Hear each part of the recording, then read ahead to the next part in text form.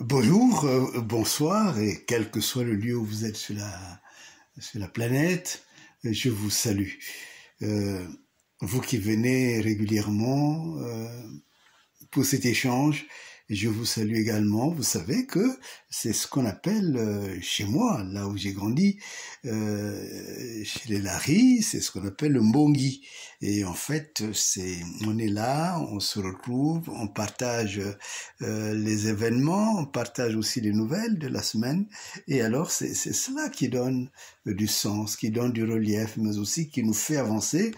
Parce que la parole a une vertu incroyable. Elle est une lumière sur le pied, sur le chemin de tout un peuple.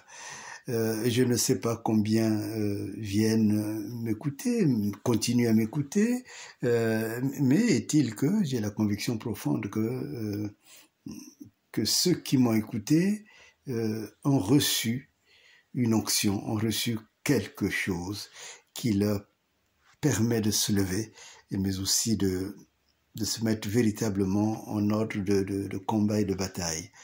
Alors, quand je reçois les questions, je les reçois parfois en avance, je les reçois parfois juste avant notre entretien, nous faisons ensemble le tri, et aujourd'hui vous m'avez posé trois questions. La première question, c'est le sentiment que les gens ont que le travail que fait Monsieur Roland Nitou m'indiffère beaucoup, mais pas du tout, pas du tout. Au contraire, je pense que c'est un des compatriotes les plus courageux, les plus résolus, et malgré toute la diffamation qu'on veut ou qu'on a voulu mettre sur les réseaux sociaux qui le concernent, cela ne m'importe pas, la vie privée ne m'importe pas.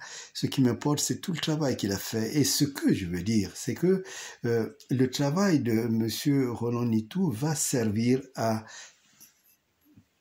prendre, à arracher, s'il le faut judiciairement, tous les biens mal acquis justement des gens comme les Ndengue, dont avec son travail, j'ai découvert qu'il a une SCI à Neuilly, à Neuilly-sur-Seine, la fameuse SCI Océan, je crois, qui est gérée par ses enfants, mais gérée aussi par son épouse.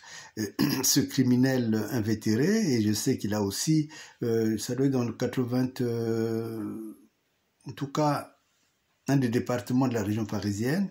Il a aussi une très très grande et belle propriété, et tout cela nous allons le récupérer. Ça doit revenir au Congo, au patrimoine du Congo.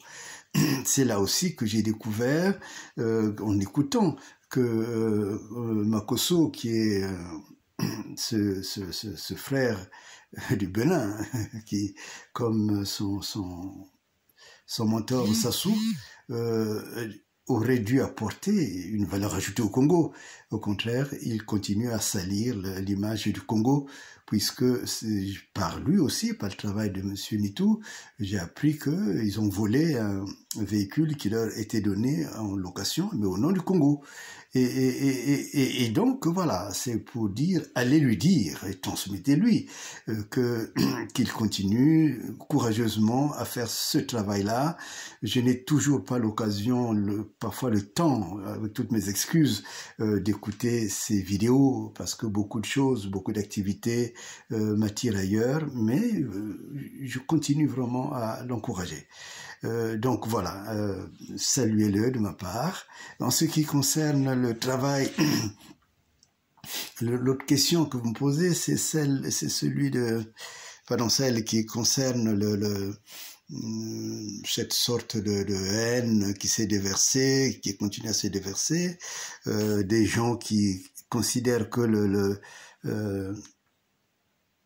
travail des autres n'est pas important. Non, c'est important de savoir que chacun a sa mission. Nous sommes sur Terre pour une mission à accomplir. J'ai la mienne. Je veux que le Congo, c'est même pas que je veux. Le Congo doit être libéré. Et au-delà du Congo, il y a d'autres choses à faire. Donc, que les gens qui ont travaillé avec Sassou se trouvent malheureux par rapport à ce que je mets en lumière. j'ai envie de dire, j'en suis pas triste. Et c'est peut-être que c'est maintenant qu'il faut commencer à prendre des dispositions. Ces personnes doivent s'excuser auprès du Congo et auprès des Congolais. Et plus que l'excuse, en fait, c'est vraiment la vérité. Il faut qu'ils apprennent à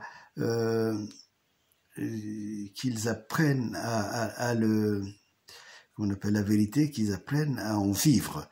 La politique, c'est vraiment vivre dans la vérité pour avancer, pour avoir un chemin, pour que tout un peuple ait un avenir. Et le Congo n'a pas d'avenir actuellement. Au contraire, le Congo sombre jusqu'à ce que Sassou et toute sa clique partent. Je ne sais pas où ils partiront, mais en tout cas, qu'ils partent hors du Congo.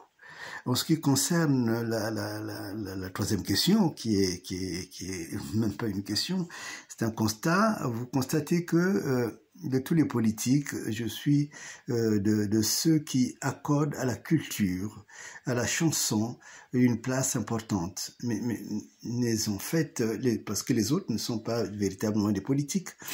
Ce sont des idéologues, ce sont des gens qui viennent déverser des slogans, mais ce n'est pas ça qui sauve. Ce qui sauve véritablement, c'est de comprendre comment fonctionne le monde, la société et comment fonctionne la politique. La véritable politique, en fait, s'occupe de 3 domaines. Le premier domaine, c'est tout ce qui sort de la bouche de Dieu.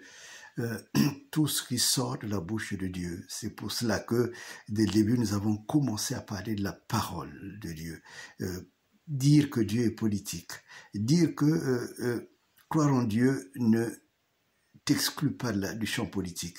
Et donc, une chose importante, c'est ce qui sort de la bouche de Dieu. La deuxième chose qui est importante et qu'il faudrait que vous puissiez intégrer, c'est le pain de tous les jours. C'est-à-dire que travailler pour que le peuple ait de l'eau, travailler pour que le peuple puisse avoir de l'électricité, travailler pour que le peuple soit guéri, soit soigné, travailler pour que toutes les initiatives soient poussées à l'excellence, pour que ce soit un peuple en marche et en progrès, mais travailler aussi pour que tous les jours, personne ne manque à manger et ne manque à vivre.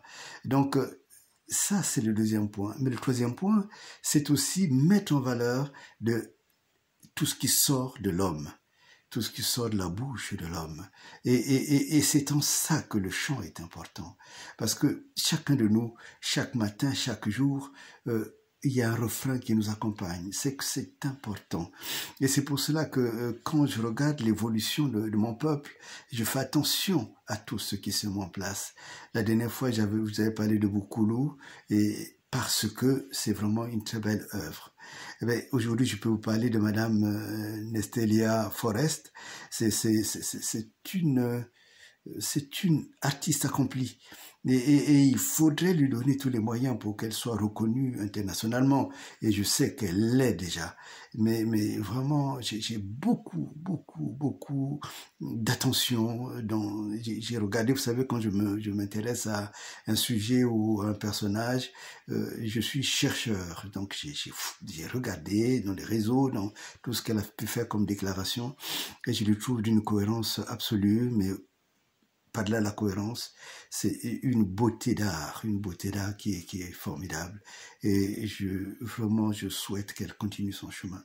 Et toujours dans ce même point, c'est de dire que je m'intéresse beaucoup aux productions. Vous voyez, par exemple, Madame Bananga, Natacha, qui nous a sorti un texte que je conseille vraiment à écouter, à lire, à bien écouter, qui s'appelle Mvouloussi.